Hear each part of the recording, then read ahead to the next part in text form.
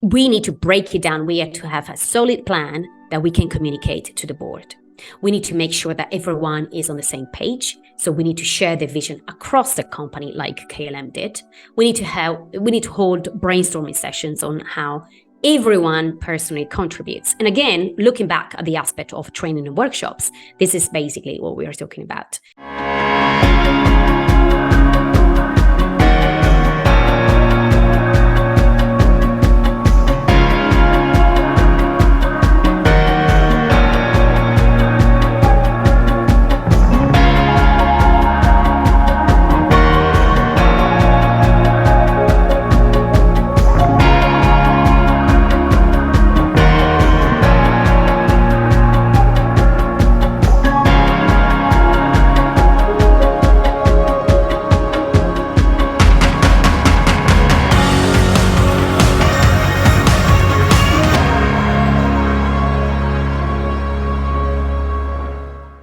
Well, welcome everyone for the European Customer Experience Executive Sessions. Okay, today we have a very special guest that I know, all right, I know for I think 3 years or 2 years, I don't remember. When your book arrived, was it 1.5 years ago, correct? Ilenia Ilenia, I think your image is frozen. Ilenia is in Sardinia, in Italy.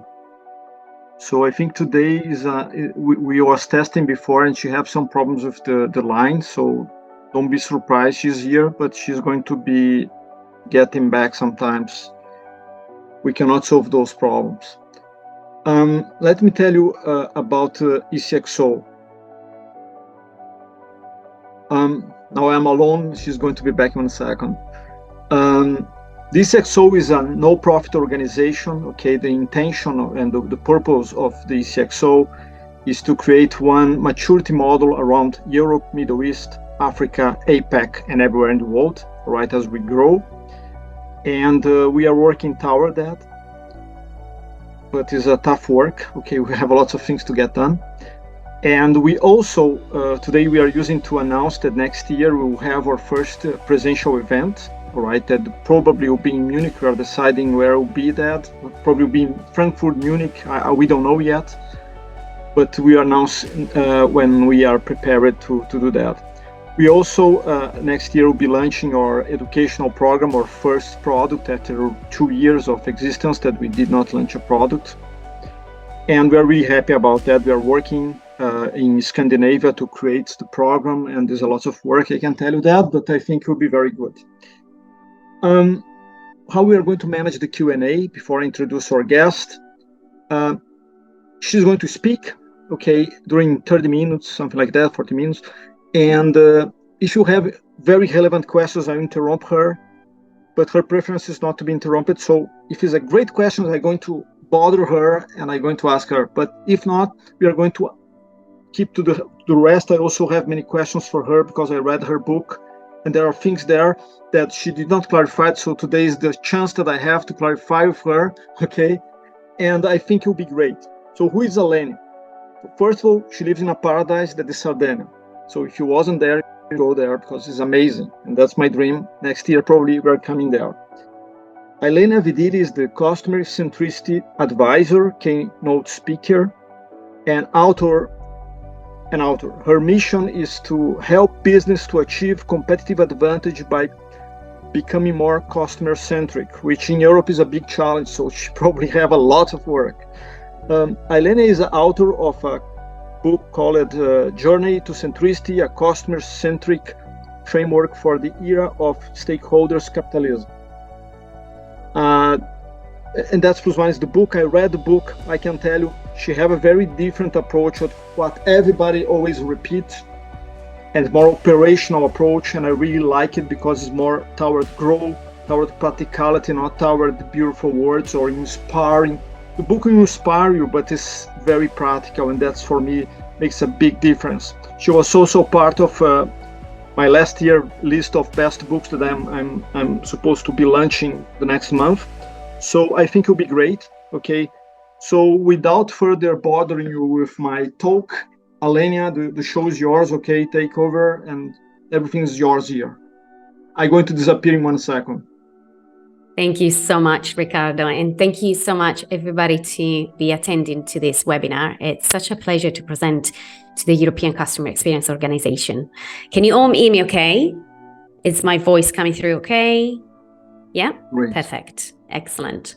So I'm going to share my screen. Just give me a moment.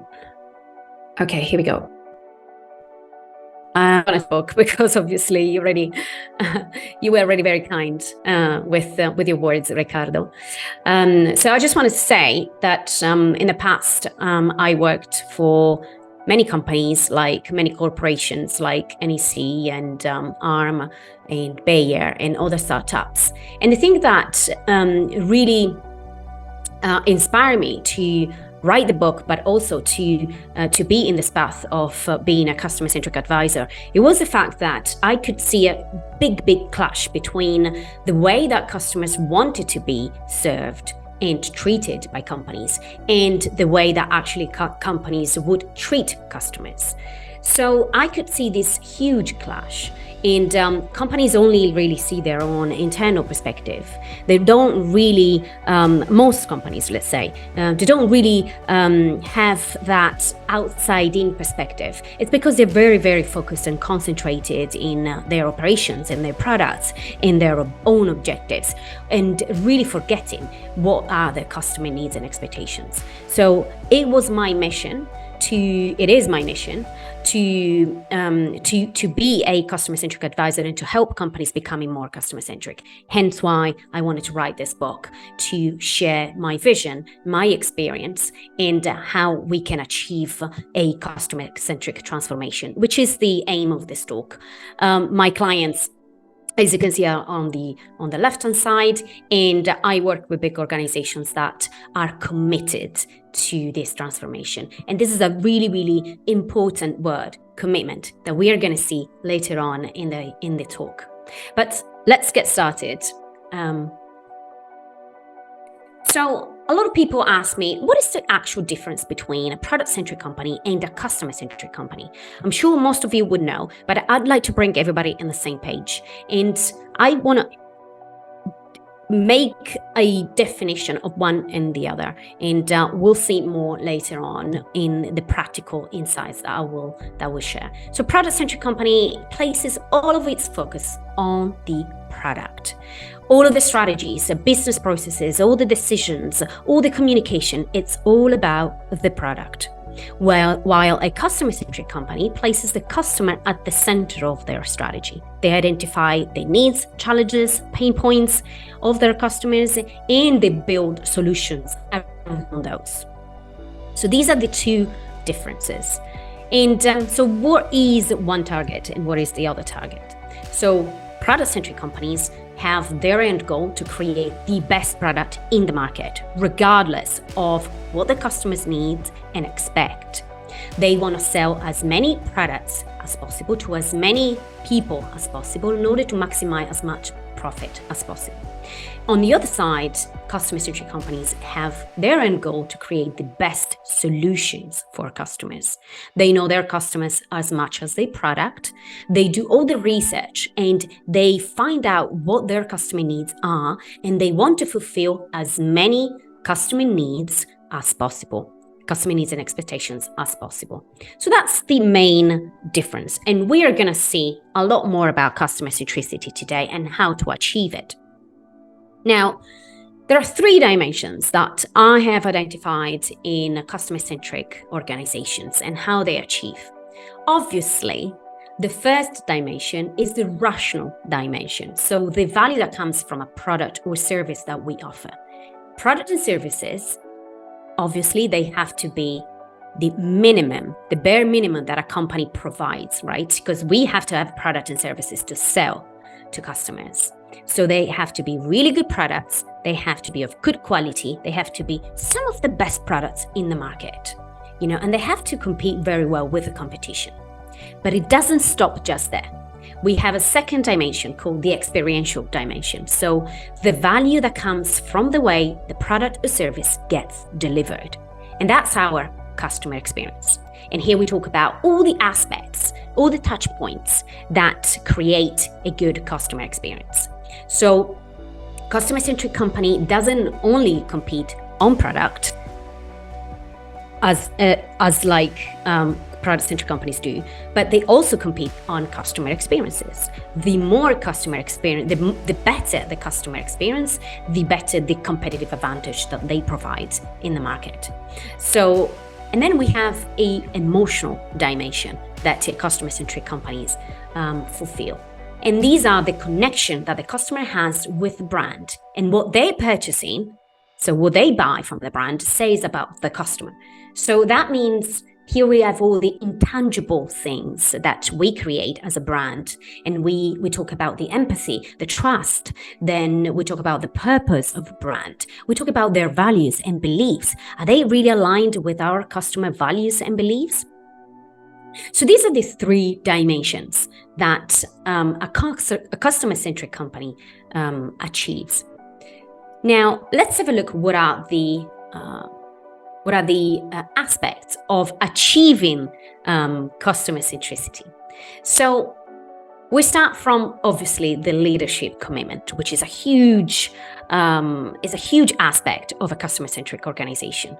Leadership commitment means that the leadership not only supports this transformation in any way, in any level, in any decision, but also understands that this is not a project that lasts a year, for example.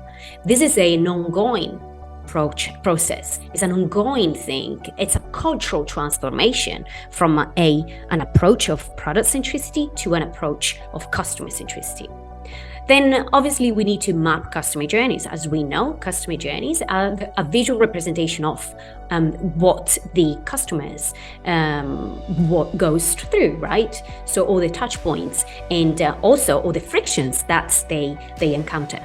So by mapping out customer journeys, we would understand what frictions we need to remove, how we can make better customer experiences. Now, we need to obviously create positive customer experiences in order to be a customer-centric company. But customer experiences don't just happen. We need to design them. And we're only able to design them if we map customer journey on an ongoing level and if we listen to customer needs. Listening to customer needs, as we said, is crucial in customer centricity because we need to understand their expectations, their needs that go beyond the product. We need to understand also their emotional expectations, right? Their values, their beliefs, as we were saying. So we need to have a really solid voice of the program, voice of the customer program, a really solid one that comprises a lot of different aspects of collecting customer feedback and understanding 360 degrees of customers. Now we need to provide training and workshops.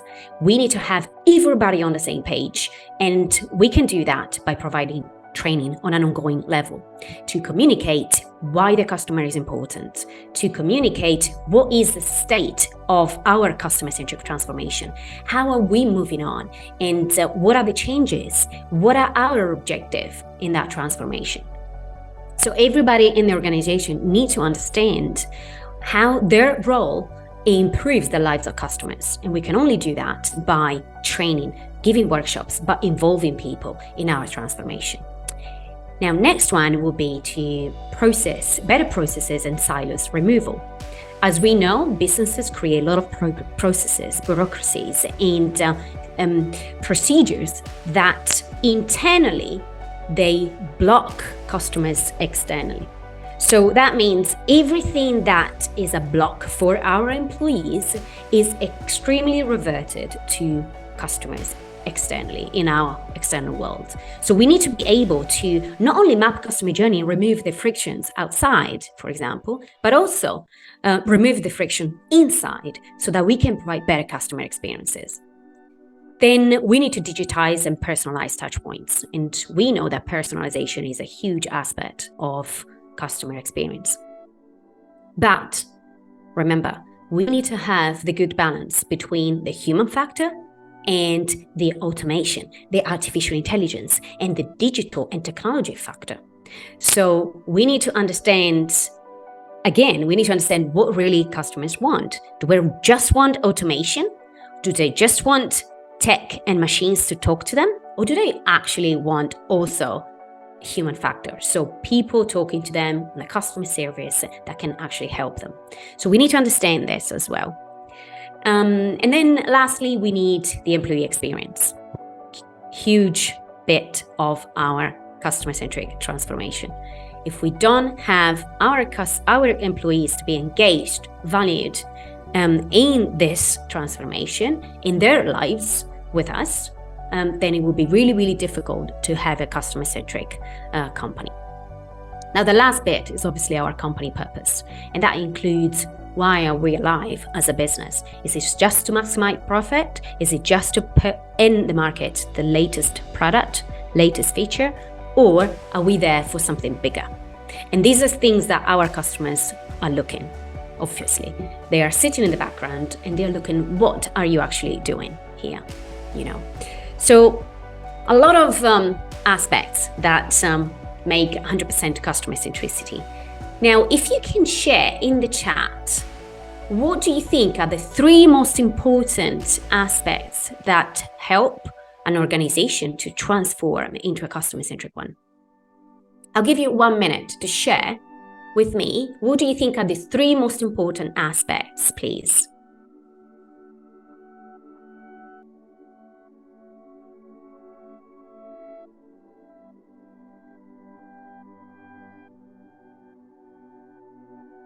I don't see any. Oh, employees experience. Okay. Management support. Excellent. Feedback incorporation, leadership, listening, training, listen to customer needs. That's good. That's a good one. Leadership journey and training. Fantastic. Purpose. Yeah. Employee experience, listen to customer needs. Speaking the same language among organization, implementing what the customer needs, better process silo removal, yes. Product value is delivery meets expectation, yeah, also that. That's great. Thank you very much, everyone. So in my research with a lot of the companies that I've worked with, and also researching across multiple resources and interviewing many people from my book, we've discovered, and I've discovered, that the 3 main aspects of customer-centric organizations, what really drives customer centricity, and then everything comes afterwards, is leadership commitment, better processes and silos removal, and employee experience.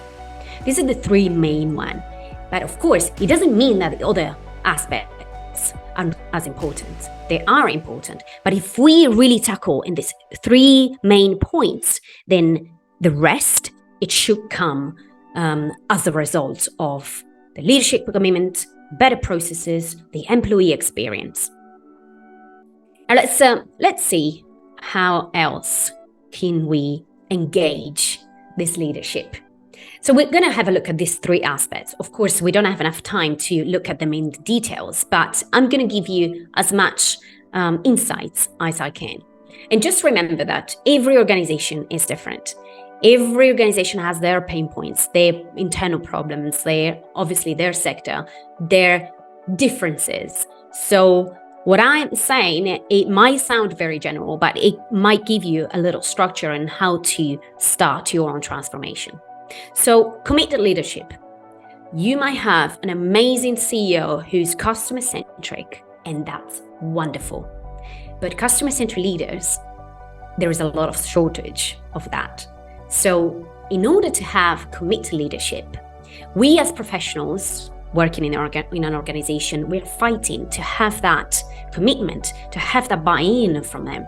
So what we really need to communicate with them is the why of customer centricity. Why should we transform our organization into a customer-centric organization? Probably most of you know what are the benefits of this. We need to create a customer-centric vision, and that means a detailed plan. In fact, I've put here an action plan on what we plan to do. But we can tell them so many data and so many insights of research.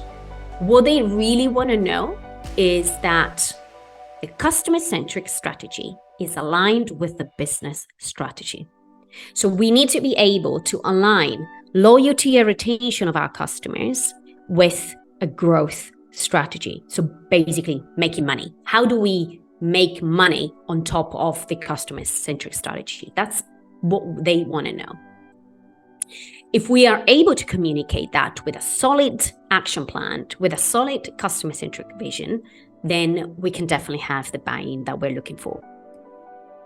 Now, let's talk about the why of customer centricity. So we need to, as I said, we need to communicate why it's important to have a customer-centric transformation. And we've seen it by concentrating only on product. We mostly forget about our customers. But our customers are the ones, the people, the stakeholders that actually pay the wages, right? So that's one important factor, but we cannot just say that. Then we need to communicate what are the financial impacts that the transformation has on the organization. And we're not talking about just the revenue that might bring, but also the cost, because there will be cost. Once we start a transformation, so removing silos, for example, providing training, or and anything that involves a transformation, and that means is a cost for the organization. But is a long-term view. So we need to also communicate this, that it's not just a short-term view, as in the product-centric world, but it is a long-term view. Now, I want to tell you what KLM Royal Dutch Airline did when they needed to create a customer-centric vision. So the first they did, I interviewed them for my book, so I'm happy to share this with you. The first thing they did, they gather input from all employees on surveys, Slack, main channels, or intranet channels of communication, and they asked, what is the purpose that you would like to work towards? So they gathered all these feedback from everybody in the organization. Then they gathered 10 people on a vision create meeting from different departments and seniority, and they started drafting based on what everybody in the organization said. They started drafting a customer-centric vision. So what did they want to work towards? How do they think they could provide better customer services, better customer experiences? Then they discussed the impact all together, and they also got inspired by customer-centric companies' visions. They drafted a CX vision that reflected where we are now and where we are aspiring to be. And then they also did different workshops and different customer-centric vision brainstorming sessions in order to make adjustments based on the feedback from other people, based on the feedback from other stakeholders, such as shareholders, for example, but also leadership, key stakeholders in the organization. And they came back with a KLM compass that includes the why of a company, so moving your worlds by creating memorable experiences. The who, so who they are, their ambition to become the most customer-centric, innovative, and efficient European network carrier. And the what, they're offering, obviously, their services and products, and their own spirit. Well, it turns out that their employees, all the employees, wanted to serve better customer experiences, better customer services, and they wanted to really help customers in a better way. So, and that was a really, really nice exercise to put everybody in the same page, but also to involve employees in the customer-centric vision. Now, action. So when we want to communicate a customer-centric transformation why to our leadership, we need, as I said, we need an action plan. So we need to break down our strategy. It's the same way that we do a marketing plan. For example, we are going to do this campaign and we're going to do this communication with this PR piece. It's the same thing that we want to do for that.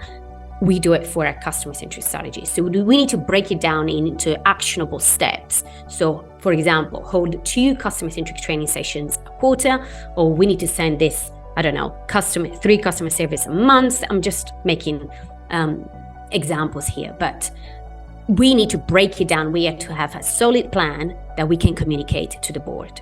We need to make sure that everyone is on the same page. So we need to share the vision across the company like KLM did. We need to hold brainstorming sessions on how everyone personally contributes. And again, looking back at the aspect of training and workshops, this is basically what we are talking about. So not only involve everybody in the customer-centric vision, but actually working towards an action plan that is aligned with that vision. And also sharing that with everybody, and how can everyone contribute to the action plan and to the strategy that we're designing. Then we need to track the process that we're making. Are there any changes? Is there anything else that can be improved? Obviously, you don't only do the customer centricity plan and you guys get on with it, fine. And this is going to be our plan for the rest of our lives. Things need to be improved, right? So the A/B testing that we do, that needs to be done all the time. We need to make adjustments, and involve everybody in these adjustments that we're going to do. And then also, obviously, we need to communicate the progress and adjustments with everyone. Now, important aspect that we've seen earlier, but before that, I'd like to share this quote. The experience people have with your brand is in the hands of the person you pay the least. Act accordingly. I love this quote. It was said by Seth Godin, a huge guru of marketing that I really appreciate. And this is to explain the employee experience. This is to explain the importance of employees that have in our customer-centric transformation. So I divided employee experience in 4 buckets. We want people to be informed. We want people to be involved. We want them to be interested. And we want them to be important in our company.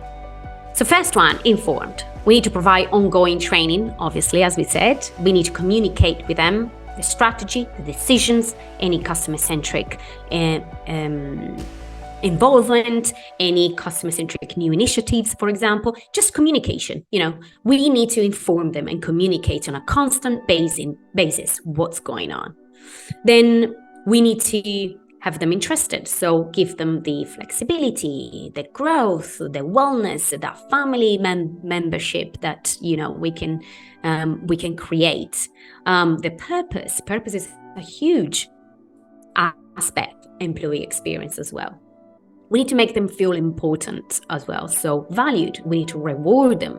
We need to give them the autonomy, the relatedness. We talk a lot about diversity and inclusion. So that's the relatedness bit, which is part of the employee experience as well. Because when we want to value people, we want to give them the importance that they are part of our company. They are valued in many different ways, for example. So autonomy, yes, we want to give them the freedom to take decisions for customers, for example. In a call center, then we need to give them the autonomy, because in that moment, if we have many different steps of authority and of hierarchy, then it will be really difficult to for these frontline employees to provide good customer experience and to provide that customer support they need to provide. So autonomy is really a big one. And then we need to involve them. And involvement is again linking back to the customer-centric vision that we would draw. We need to involve them, encourage them to share what is their experience with the customer, how they believe and they think that we can draft better customer experiences, how they think they can share all the insights that they collect every day and share it with us, and draft better customer service, better customer support, better customer experiences. Those people in the front line are the most important people that have the best insights in order for us to create customer strategies and a customer-centric transformation. So that's that. Now, how can we do this? How can we involve them? So many people ask me, okay, but what can I do to involve everybody in a customer experience strategy? So many ways. Conduct surveys about their observations and ideas on enhancing CX. We want to involve them in customer journey mapping, so that helps them to understand the customer perspective as well.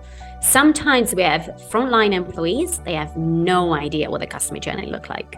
So if we involve them in the customer journey mapping sessions, they'll understand what's going on in the customer experience in that customer life, and they'll be able to understand their perspective. So why is that customer so angry? Okay, now I get it. Now I understand, because we have so many frictions in that customer journey that we need to remove. Then organize workshops with brainstorming sessions involving them from different departments. Different departments is a really, really important one, because we need to have inputs from all the aspects of the organization, of course. The involvement that I talk about is not just within the customer experience or the marketing department or the people just in the front line, and we will see in a minute, but is from everybody. So organized monthly, bi-weekly, every organization is different, of course. Bi-weekly discussions or team meetings to suggest more improvement based on their ongoing interactions with customers. So the involvement, it doesn't really last a week, just one a year, for example. It's an ongoing thing. It's an ongoing process that we do. And then the least we can do is incorporate their feedback and suggestions into the customer-centric strategy. So it's not just taking notes, all right, we will do it, but it's actually doing it, because they will feel connected, they will feel involved, empowered. And obviously, as we said, their insights are the most important ones that we can include. Few examples here. Twilio is a communication platform. Every employee, no matter what their function is, they talk to customers regularly. They can attend hackathon or meet up with customers, or they can listen when, for example, sales people are talking to customers, or anything that they can be involved in, they can do.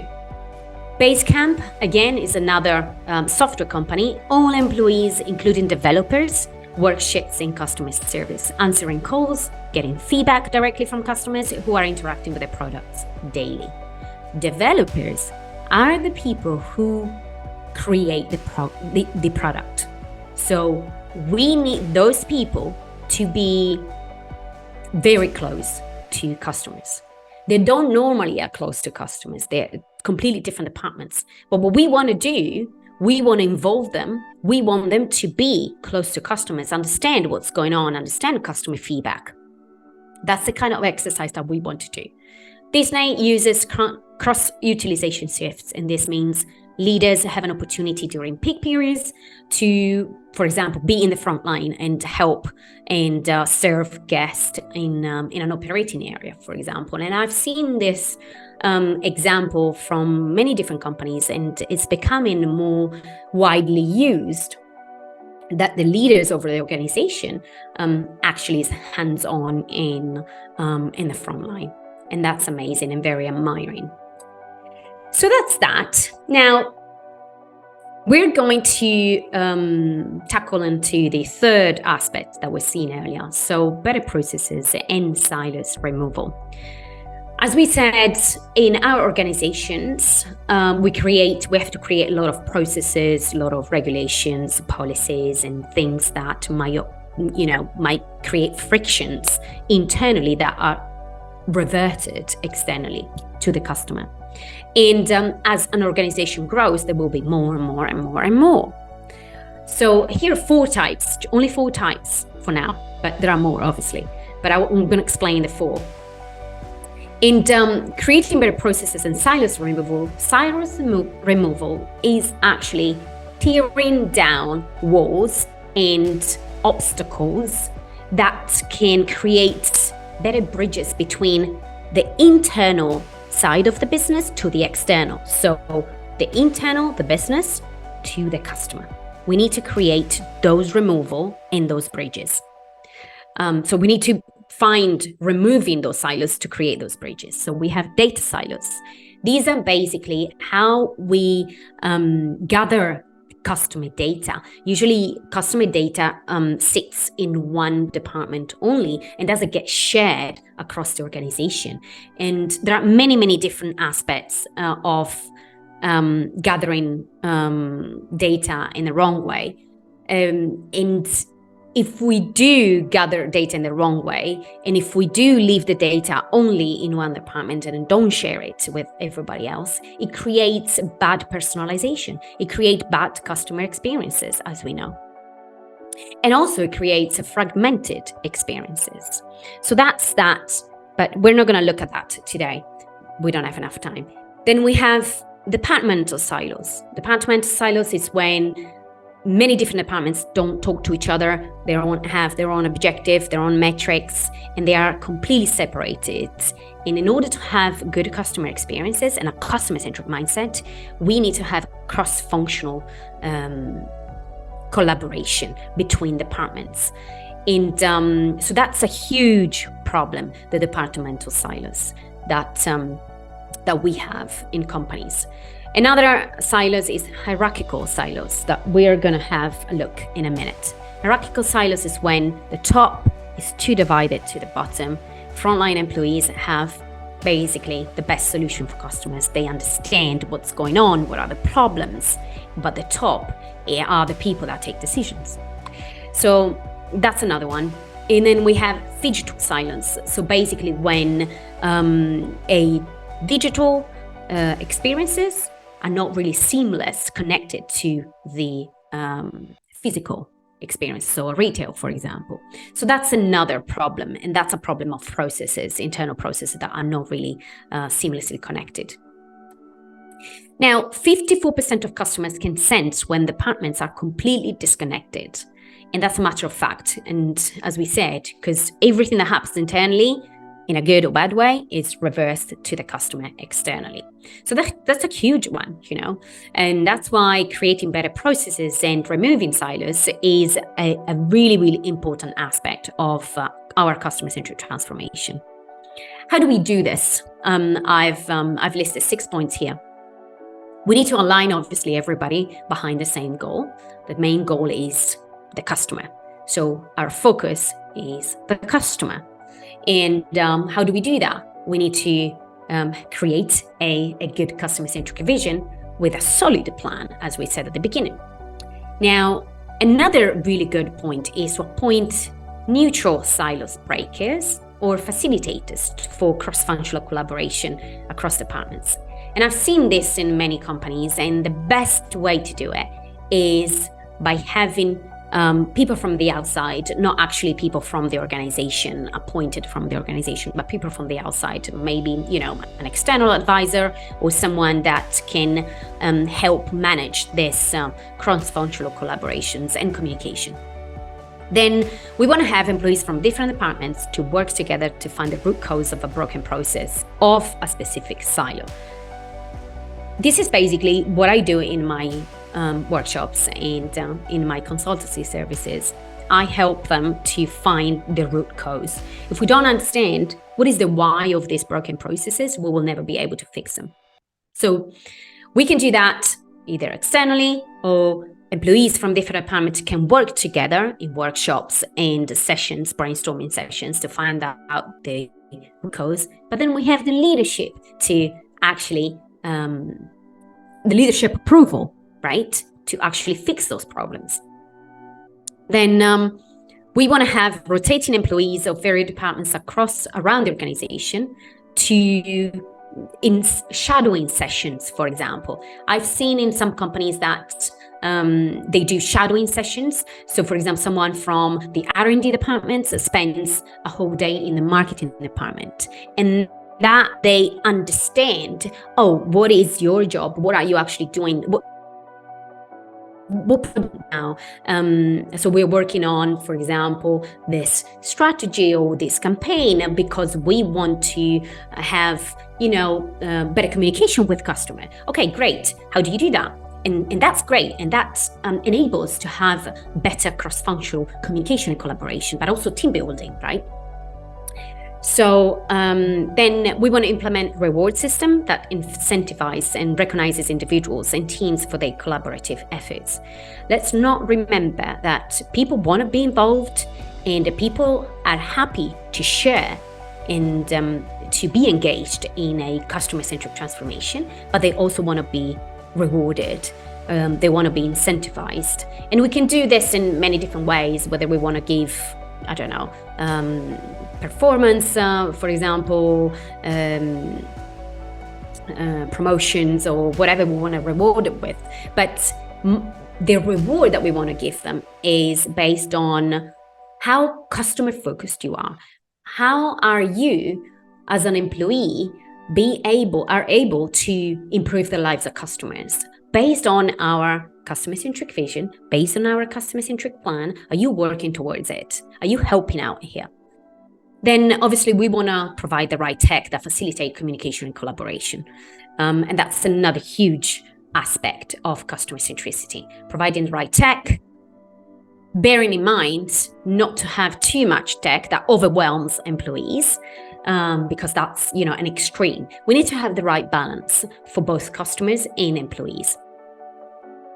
Now, this is what I was talking about earlier. It's an image that I found online and I found it really, really explanatory. So this is the hierarchical silos that I was talking about. Executive sees only 4% of the problems. Team managers or middle managers see 9% of the problems. Team leaders see 74% of the problems. Staff or frontliners see 100% of the problems. This is a huge thing. As I was saying, including and involving employees, frontliners, and people who are directly involved in customer-facing roles have the answers on how to fix internal problems. Unfortunately, this is also the gaps that I was talking about at the beginning, the clashes that we see in organizations. These gaps create lack of communication between the top and the bottom, and that creates fragmented experiences because obviously the people at the top take the decisions, and if these two poles don't work together and don't communicate, we will never have the customer-centric mindset and approach that we are working towards. Now, I want to talk to you about customer-centric innovation. We talked about product centricity at the beginning, how a product-centric company creates products, and how a customer-centric company, I'm going to tell you, create products. So I worked with NL on this project, and basically they wanted to create a smart dedicated cable that recharged wheelchairs from their charging stations. So they needed to create this product, basically. So what they did, they also needed to create a map where the special customer, in this case, so whoever needed a wheelchair, needed to understand where the charging station was across the city, say across Rome, for example. Where can I charge my wheelchair in, I'm running out of battery, I need a wheelchair, I need a charging station ASAP, where is it? So they used empathy and simplicity to build the cable and to build the app. And I'm going to have a look. I'm going to tell you how. Now, first of all, what they did, the first thing they did was to build the product, so the cable, without involving customers. And that was a major failure because, as you know, if you're not a special customer that uses a wheelchair, it will be really difficult to understand what that person actually needs, right? So the first creation was a total failure. It was a waste of money, waste of time, waste of resources. And the second time that they tried instead, they invited special customers in sharing their opinions and ideas with the objective to fulfill their needs. So basically, they used the co-creation workshops and processes to create the cable. They involved a number of disabled customers who could work with them to explain, we need this, the cable in this way, this is our need, this is our special need. Now, by envisioning the initial customer needs, NL came up with a minimal valuable product that satisfied the very basic need of people with disability. That basic need was basically carrying a portable wheelchair battery charger with them. But it didn't obviously just stop there. It needed to work. It needed to have a good user experience. It needed to have a good map with them, So they tested the MVP in various rounds of co-creations, and they could redefine their user experience. And they obviously, at the end, with the co-creation processes, they shaped a good product, and the customers were really, really happy with the end product. Now, thank you. Now, I want to share something else that I mentioned at the beginning. Remember the 3 dimensions that we talked about: the rational dimension, the experiential dimension, and the emotional dimension. I want to connect to that, to the third one, the emotional dimension, because it's believed, many companies think and believe that customers make decisions only with the rational part of their brain. That they need to buy a product because that's what they need. That's it. I need to buy a pair of socks, let's say. Also that, yes, but we human beings, we make decision with both part of our brains. The left part of our brain, it includes processes, logic, number, science, and this is the rational part, okay? So basically how things function. Is this product good enough? Yes or no? Does it work? Do I need it? Yes or no? That's it. But the right part of our brain makes instant decisions on emotions, feelings, values, beliefs, and things that go beyond the product. One part, it creates satisfied customers. So the processes, the logics, the rational part creates satisfied customers. I am satisfied with this product.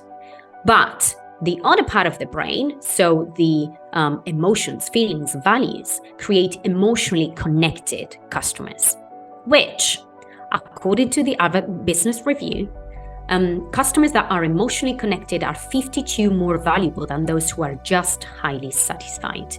And that means that when we are emotionally connected with a brand, we want to buy more from them. And we rather buy from the brand that we're emotionally connected with, rather than the brand that we are not emotionally connected with, rather than the brand that just gives me satisfaction. What does it mean? It means that if we go back to the wheel that I showed you earlier, the top, if you remember, was the company purpose, right? If our company purpose is only to create the best product in the market, we only create satisfied customers, but not emotionally connected customers. And we've seen a customer revolution that, I can present you so many dots and insights. Customers not only look at products, but they look beyond the products. For example, 62% of us around the world believe that companies have no ambition beyond wanting to maximize profit. 70% of us believe that businesses focus on their own agenda rather than considering the wider society. And that's a huge thing. Because if I really want to buy a product, yes, I buy on the basis of my basic needs, but also on the basis of what are you actually doing to help society? Why should I buy your product and not the other product? And this is a good example of Patagonia, for example, or Ben & Jerry's. They stand for something bigger than just putting on the market ice cream and a jumper. Now, to conclude this talk, and I'm happy to answer all of your questions and comment further. Delivering a good, positive experience once, twice, or even occasionally does not make you a customer-centric business.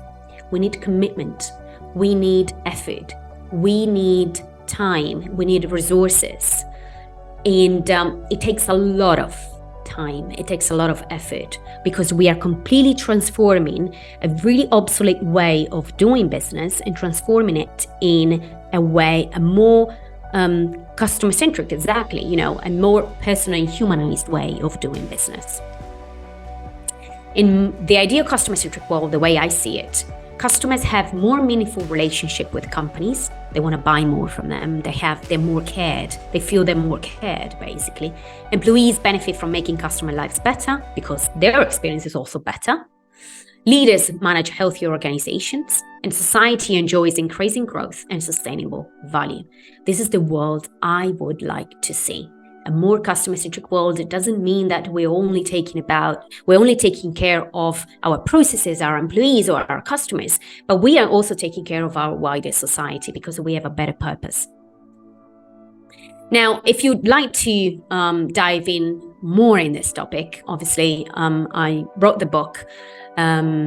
And if you'd like to know more, you can get it from my website or whichever retail. I really thank you so much for your time. And I really hope that you've enjoyed this presentation. And if you have any comments, any questions, I'd like to not just answer, not just talk, but I like to chat and open up a conversation of even your experience. I would like to know more about you and your experience and how you've overcome the challenges of a customer-centric transformation. Thank you so much, everyone. Ilenia, great presentation. Thank you for coming. I want to mention, really liked your presentation. Top notch. And I think everybody that stays here, they also like it. So the first question we have is, is Apple a product, a customer-centric company based on your definition? From David Shell. So is Apple a product or customer-centric company based on your definition? So many people say that Apple is a product-centric company. I would disagree, but again, this is only my opinion. And based on what I believe customer centricity is, I think they are extremely customer-centric. They not only create good products, which as we've seen is the bare minimum of what we're selling, right? They create good customer experiences as well. But I've analyzed aspects of their approach, and I would say they also create emotional customers. I hold an iPhone not just because they are great at the user experience, but many different aspects. They've created iPhones. They were the first company to create accessible products to also, for example, visually impaired people. So they really cared about the customer on a different level, on a more level than just in a market. There are many aspects of it that I believe they are customer centric. Yeah, just to balance what Ilenia just said, Samsung is also very good, and I work for Samsung, so come on. I don't know them enough, so I can't say. I'm joking, just kidding. What is your view on instead of starting with the customer insight, to give input to where we are now, and after discuss where we want to be and identify the gaps? Then she's saying, I think his question is from Camille, and then she says, I think this gives more informed decisions instead of doing one internal exercise, since it is here that insights is available. Your thoughts? Okay, I think, let me know if I'm answering, if I understood correctly. I think what you're saying is it better to start with a product-centric approach or start a business as a customer-centric approach? Is that correct? Did I get it correctly? I think you're getting right. Okay. In that case, so let's remember that every business starts with products and services, right? As it's very difficult to carry on along the line with the product-centric approach. The transformation is much more difficult because, as we said, as we go along, we create processes, policies, and it becomes even more difficult. But as a startup that is just starting out, what we need to do if we want to have customer-centric approach, of course, a good product, start out with a culture, start out with collecting insights, and I really understand the customer and just fulfilling their basic needs there, and then go beyond that. That's the way I would start out with. The culture is extremely important from day one, from the first employee. Start out with that. Recruit employees with a customer-oriented approach. That is how we do customer centricity in a cultural way. Camille is saying that what I meant is that I prefer to start with gathering insights instead of having an internal workshop to form vision and strategy. Okay. That's approach also. I think I've explained in how the KLM Dutch Airlines did. They gathered insight from the whole organization on what they believe the customer-centric vision and purpose would be, and then they reduced. Obviously, there are thousands of employees. They cannot gather thousands of employees in customer-centric sessions, right? So they have a vision of how the whole company believed customer-centric vision would be, and then they gather 10 people from different departments and seniorities, and they started breaking down, and they started drafting and designing the customer-centric vision, and then sharing everything with everybody else. I think your approach is very aligned to what I believe is the right way to create a customer-centric vision. But again, this is my opinion, this is my experience, and every organization is different. And there might be different ways out there that I don't know, and I'm happy to understand your views too. Thank you. Marianne Naeli is asking, in your opinion, is inclusive design aligned with customer centricity and personalization? It's a great question. Absolutely, yes. That's what I was saying in Apple, for example. The easier you make it for customers, the better. You need to design it for customers, not for products. You need to really understand how the customers want to interact with this product. The easier you do it, the better. Yeah, and also when you design well, you are creating adoption. It's easy to adopt any software and technology in the world. It will be easier adopted when you design properly, understanding all the parameters, the people that are going to use that, how easy this is going to be for them, seamless. Well, absolutely. Any other question? No, I don't think so. I think we are out of time. It is possible to receive the show slides. They are asking here, Patrick. Yeah, sure. We are going to post that later in the. You can talk with Ilenia directly, or we can post that later in the presentation, below the presentation in the ECXO. You can connect with me on LinkedIn, and if you want, I can send you the slides directly, or you can post them. It's entirely up to you. All right.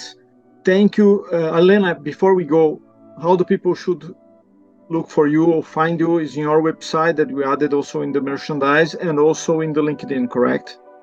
That's the best way to find you. So I would like to connect to anybody on LinkedIn. You can just find me, Ilenia Vidili, on LinkedIn. I create lots of content and tips nearly every day. So that would be nice to connect. And also my website, ileniavidili.com. All right. Thank you so much, everyone. Thank you very much, Ilenia. Great presentation. Thank you so much. Okay. Very nice for us to have you here today. And we'll talk soon. Thank you very much, everyone. Have a lovely week. Bye-bye.